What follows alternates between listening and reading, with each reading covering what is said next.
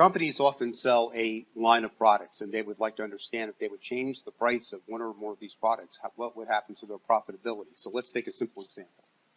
Let's suppose a small independent coffee shop sells regular coffee and specialty coffee. Currently, the unit price of regular coffee is $1.50, and the profit margin per unit is 50 cents, and they're selling 10,000 units, so they make 50 cents times 10,000 or $5,000. Specialty coffee sells for $2.50. The profit margin is $1. They're selling 5,000 units. They make 5,000 times $1, $5,000. The question now is, if we change the prices of the regular and/or specialty coffee, what would happen to our profitability?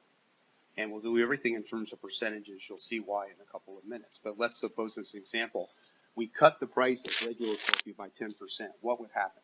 We would sell more regular coffee and less specialty coffee, and we would make more money per unit on the regular coffee. We make less money per unit on the regular coffee, but we'd sell more. And then the specialty coffee would make less money because we'd sell less units of that if we're not changing the price of that. So it's not clear if we'd make more or less money. So what really governs the final result here is a concept from economics called elasticity, also a marketing concept, I guess.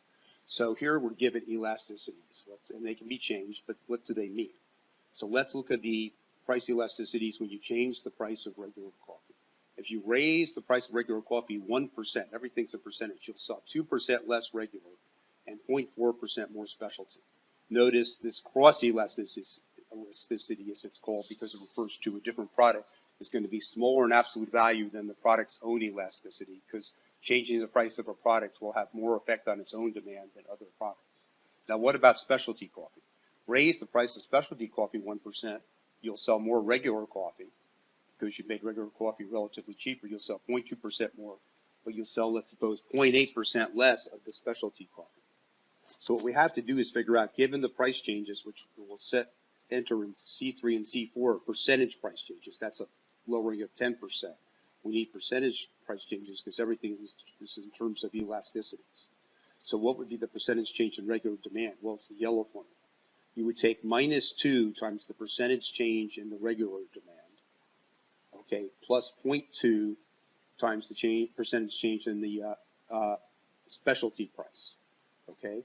And that would give you the percentage change in demand for regular coffee. Now, what would be the percentage change in demand for specialty coffee? Take the percentage change in the regular price, and that would be times 0.4. Okay, the regular price goes up, you're going to sell more specialty. And then you would take minus 0.8 times the percentage change in the price of the specialty coffee. Raise the price of the specialty coffee, you'll have less demand for specialty coffee. So what we can do is as follows. What's the percentage change in regular demand using the yellow formula?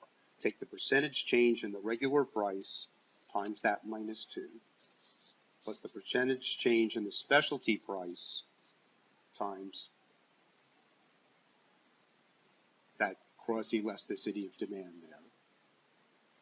And we get a 20% increase in the demand for regular coffee. It makes sense. We're really cutting that price of regular coffee. We should sell a lot more. It'd be 12,000 in essence. Now, specialty demand, what's going to happen to that? It's going to drop some because we lowered the price of the regular coffee. In effect, we made the specialty coffee more expensive.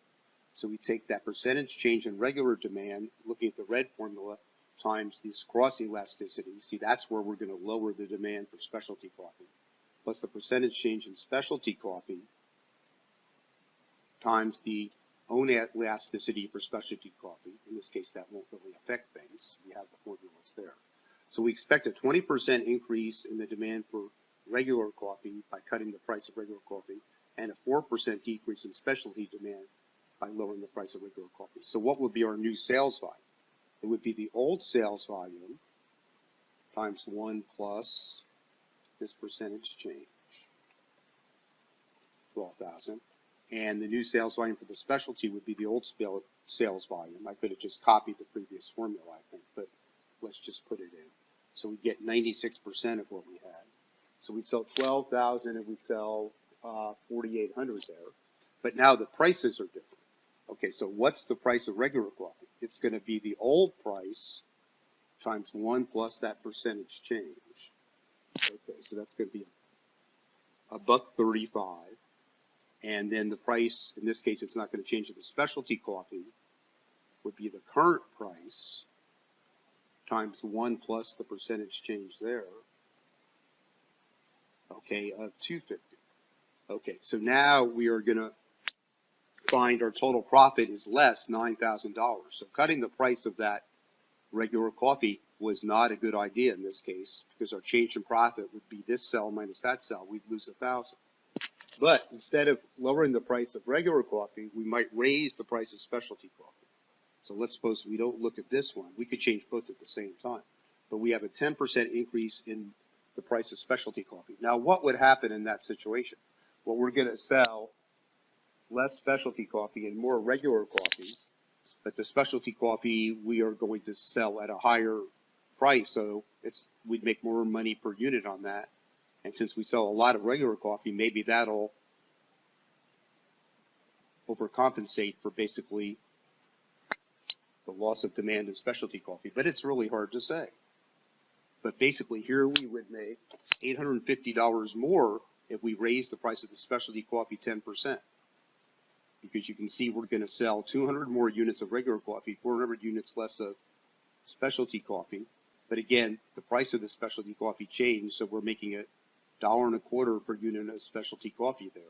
And so it's just not obvious that raising the price of one product 10% would make you more money and lowering the price of the other product would make you less money. But if you know your elasticities, then basically you can really have a lot of insight into how price changes in your product line will affect your bottom line profitability, which is very important. Okay, so thanks for watching, and there's a free course, a free 21-day course from Dr. Winston, and all of these videos are coming from one of three books. So first, this one, which you can see here at the top of the screen, Microsoft's book, which has 355 reviews, and then it's, let's see, 4.6 stars. It's coming from this book as well, his marketing analytics book, which is down here, and you can sort of see 4.5, or his newest book, his analytics stories book, which is here. And with that one, you can see it's 4 point something, or maybe even 5. I don't think it's 5. Yeah, 4.8. And so, yeah, anyways, in the description, there's a free 21-day course from Dr. Winston, or you can go to excelwithwayne.com/free, and it'll be there. But again, thanks for watching, and if you have any questions, just please let us know. Thanks.